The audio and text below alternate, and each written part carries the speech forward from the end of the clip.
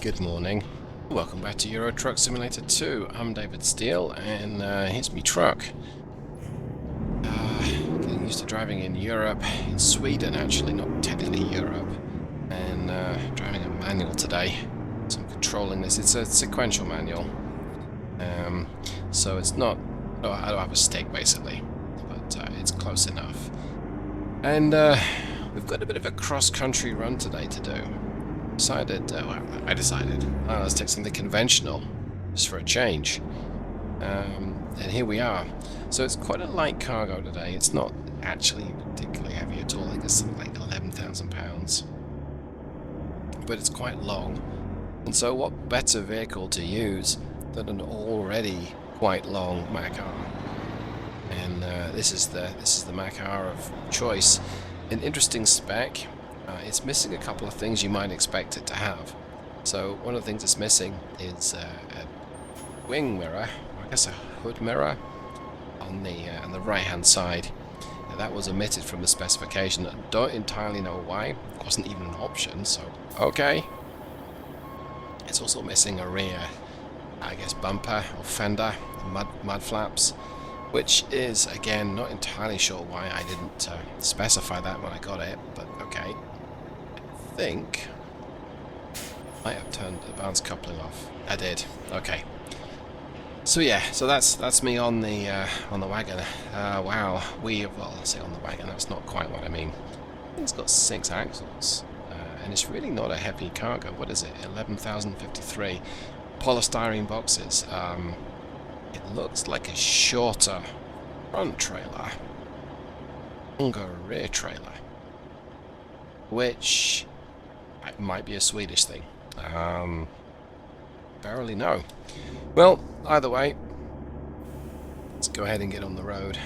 So we don't have that long a trip today, but like I say, it's going to be cross country. I think I'm going to find this interesting for a few reasons. I mean, mostly I'm driving a sequential manual again, so I'm going to make lots of gear change mistakes, I'm sure. Put the rear axles up. This is not that heavy. Yep, we can. I don't think we need 6 axles, so let's convert it to be a 4-axle trailer.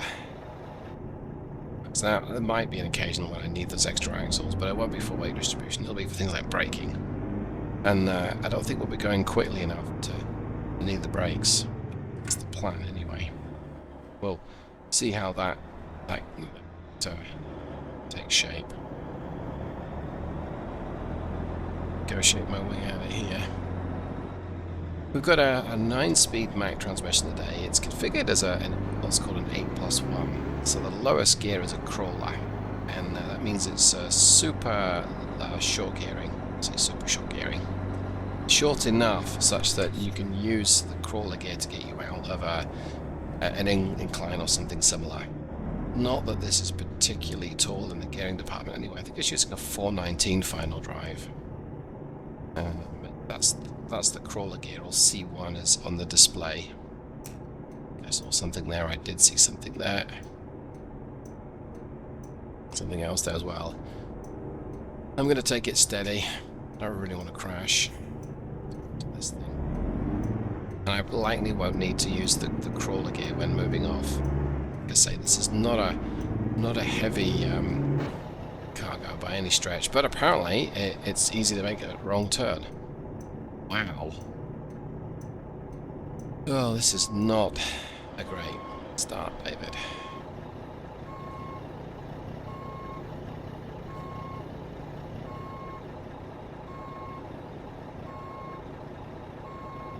Tell everyone that we're a numpty, we made a mistake.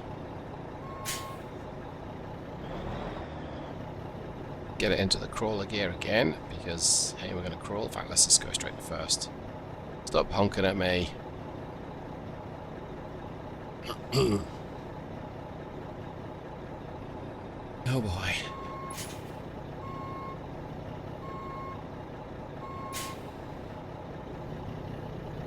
Okay, that's better.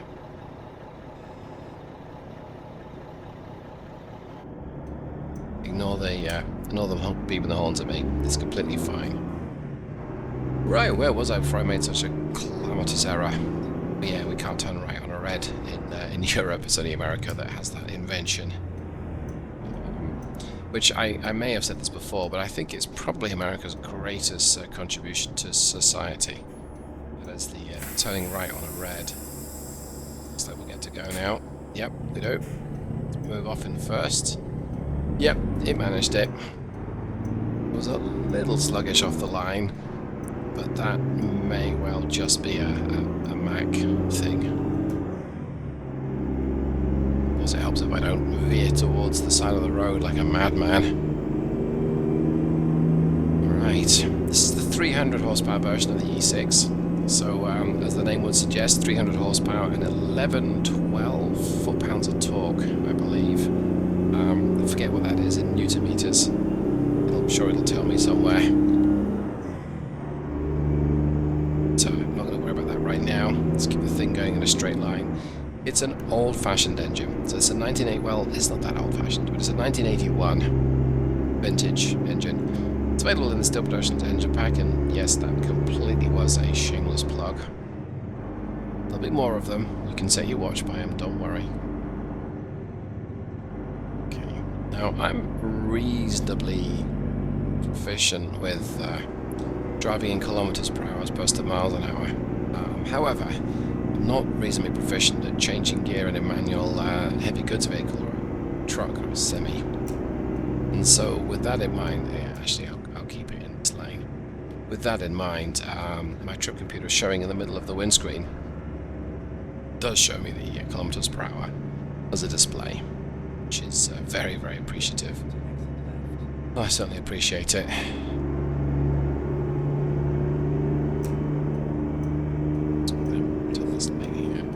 Set my cruise at 50 kilometers per hour. Let's see if we can go up this gradient at this. No, I don't think it will. Right, plonk it down into 6.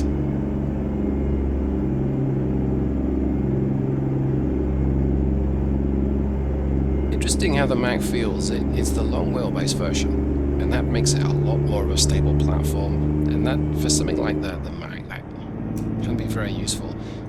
Maybe more useful in America, where the speeds tend to be that little bit higher. I say that little bit higher.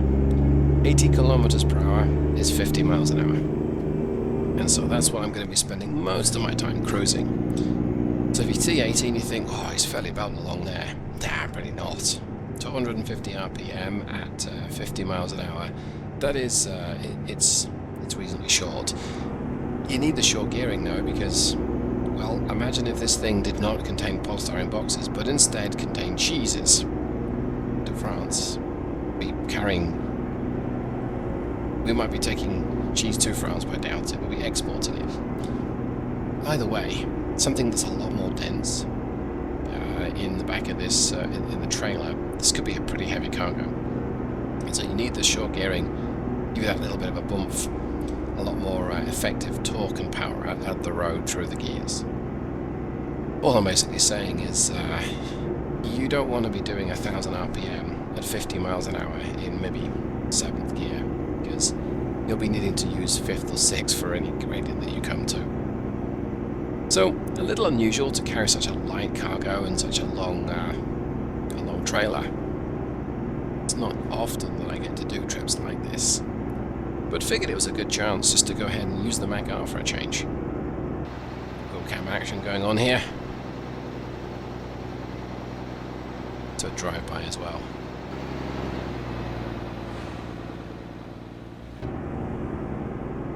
Very happy with that, and the Mack R has been one of my favourite trucks of American Truck Simulator since I tried it. Or maybe a few weeks after I tried it, because originally I'm like, I don't really like this. But I've gotten used to it, and yeah, I like it. I might need to use the engine brake here if we don't want to speed up too much going down this gradient. Nope, I think we're good. In a country that has stood up to Russia on more than one occasion, in the circumstances that really you might not expect Sweden to have stuck up to Russia, I don't want to be caught speeding. And now, I mean, It clearly doesn't mean anything, but I've no problem being called speeding in the US. Discuss in the comments below. For the time being, though, I'm happy to hunker up this gradient at 80 kilometers per hour. What's my fuel status? Got plenty of fuel. I think I've got the small tank version today. But I think it's 140 gallons US, so in terms of liters, not that many. Oh, big yawn. Might even tell me it was about 150 liters, I think. No, is that right? No, it's way more than that. Wasn't carrying the one. Yeah, 460 liters left, it looks like, which is plenty. Some of the European trucks will have 1,200 liters of fuel on them. That's a lot of mass. In fuel terms, we don't be having anything like that here today. I may only have one HUD mirror, but it is very useful. Jump back. So whatever screen I was on first. Oh, I don't know which. It's fine. This'll do. This'll do me. To use 7th. So much of the route today, I believe I won't have explored, but you know, now I have explored this part of the route, so maybe I need to just check the map. Worry about that once we okay.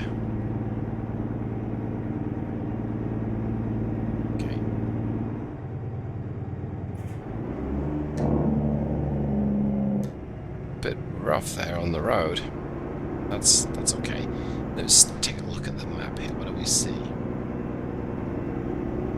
Looks like I'm heading mostly east. Okay.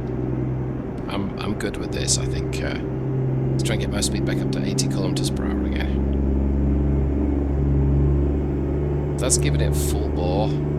Yeah. Well, we're accelerating, let's just put it that way, but it's not exactly a ball of fire.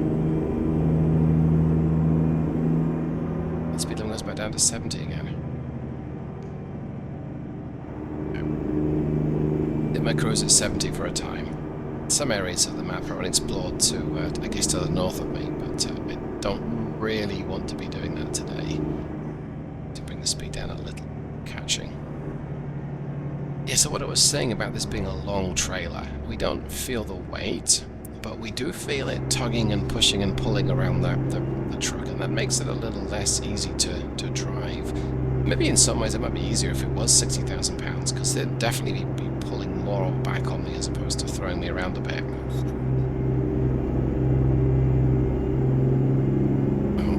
Let's get the cruise back up to 80 kilometers per hour. Head up to my cruise. I'm wheezing a little bit today. Now the allergies are really high where I live.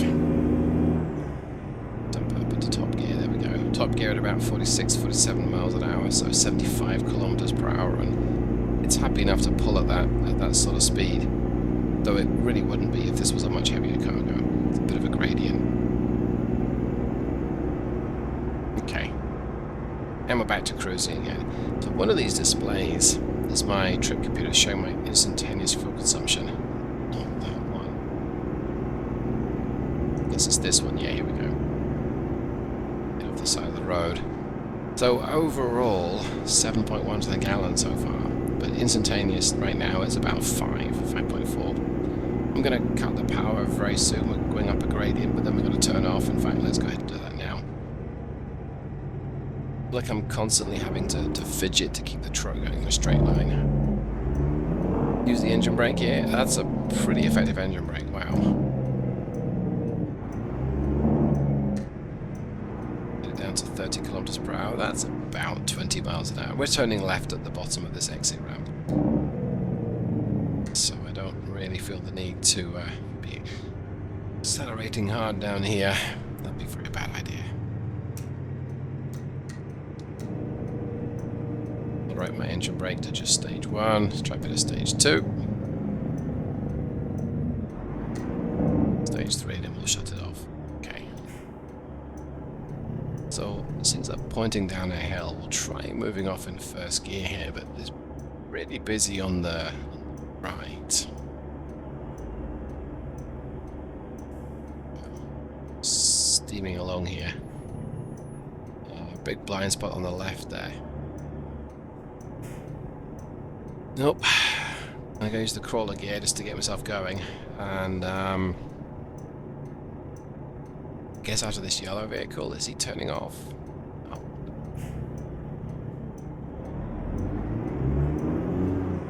He was turning off. Okay.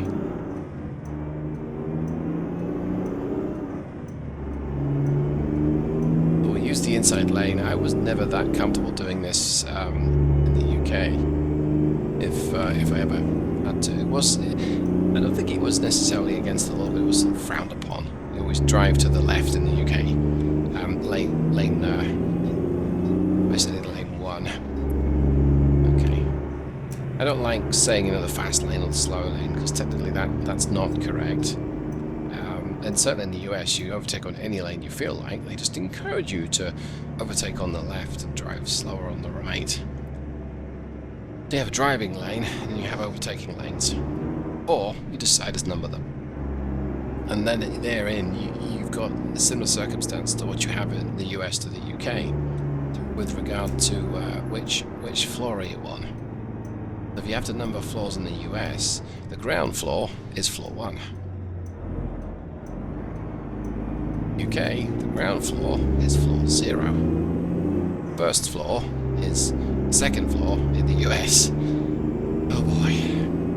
Yes, I know. Now, is this the section of map that's unexplored for me? No, I don't think so. Okay. Well, that's a little disappointing.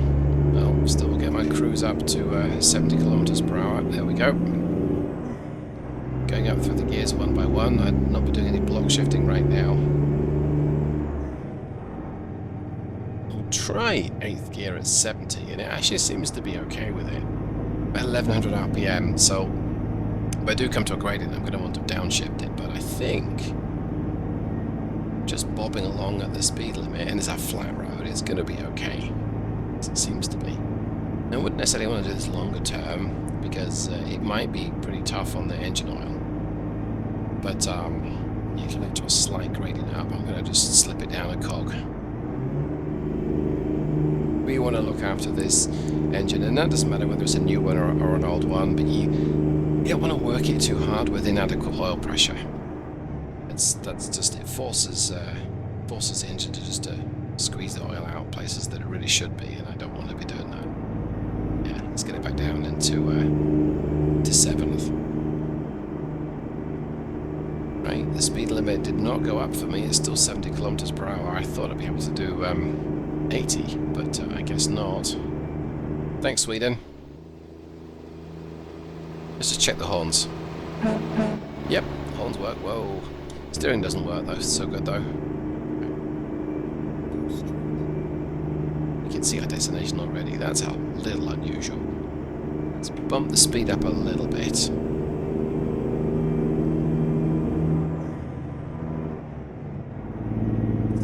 Using top gear at 73 kilometers per hour is 1125 RPM. I still don't like that. That's not really what I had in mind. I guess we'll just aim for 69 kilometers per hour. That's what, 42, 43. That's fine.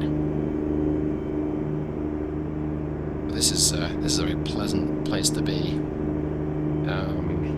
Yeah, Sweden's beautiful, and SCS is still working on. Is it Nordic Horizons? I think it's called. It's a new map expansion. And I'm excited to do that.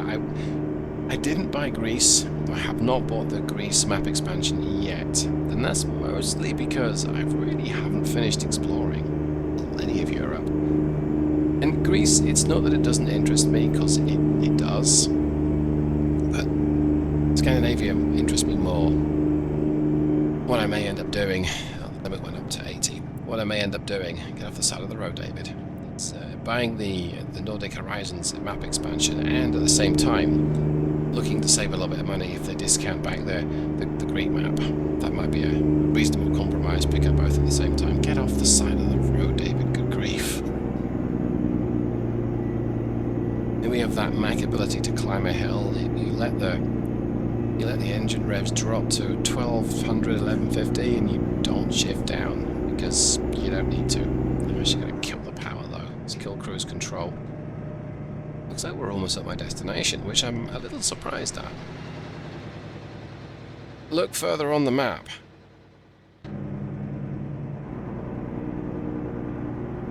It's like the speed bleed off as we down the hill here.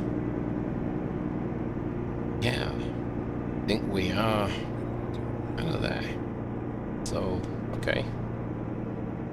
Oh, traffic light. And actually, we've got to turn left here. So, coordinating all of these controls is a real challenge for me, especially sometimes the shift isn't recognized. I think that's something of a controller or a computer load thing. It's not been so bad on this trip, but I find that if I'm very definite with my control use, it's much better. Now in a racing game, you basically want to blap through those gears as quick as you can, but in the truck, just take my time over it. Just definitely squeeze on the transmission change control there. And we're going to stop anyway.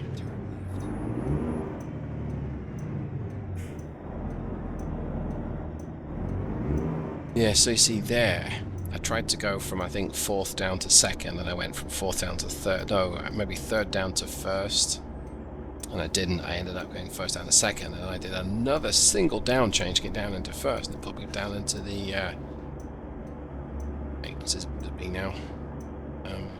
Yes, I guess it is. Put me down into the crawler gear, which was, yeah, it does some oddities with the shift points, and I'm not too bothered by it.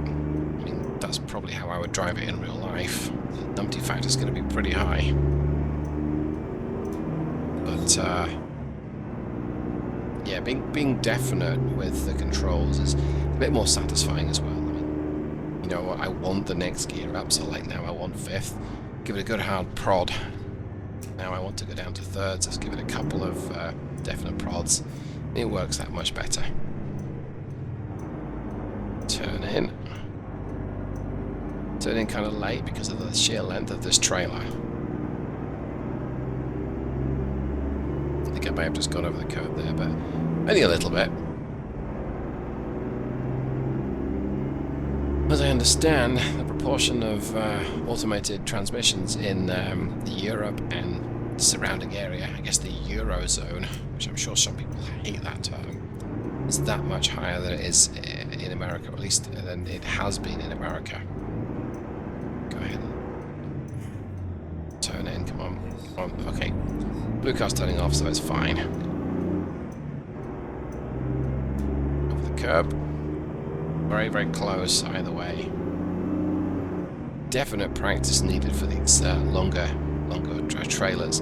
Which, just the last thing I should really say, a trailer this length with a lot of dense cargo in it. I think this is exactly the kind of vehicle that's behind Volvo's decision to introduce the D17, because you imagine this is just 3 long wagons, 3 long trailers full of whatever you're going to be hauling. How dense that's going to be, how much weight there's going to be there, and that's why you need 780 horsepower. Oh yeah, okay. Who doesn't need 780 horsepower? But that's my point. A much more efficient trip.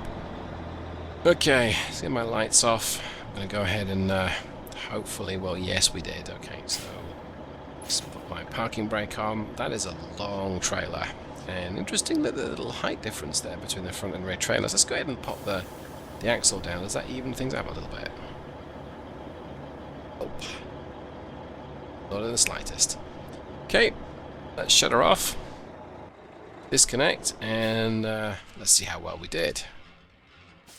This was a World of Trucks trip, so you don't get the same time limits that you do otherwise. Right, so we did 382 kilometers, and we used 130 liters of diesel, so that's about 7-ish to the gallon, which I think is very respectable given what we're doing. Short gearing, engine that's now 25 years old. In design, it's a little older than that. Yeah, we did really good. Maybe not having that rear bumper on mud flaps makes a difference. Well, hope you enjoyed this. Hope you got something from it. And if you have, you know what to do. And if you didn't, you also know what to do. Thanks so much, everyone. I'll see you the next time. Goodbye.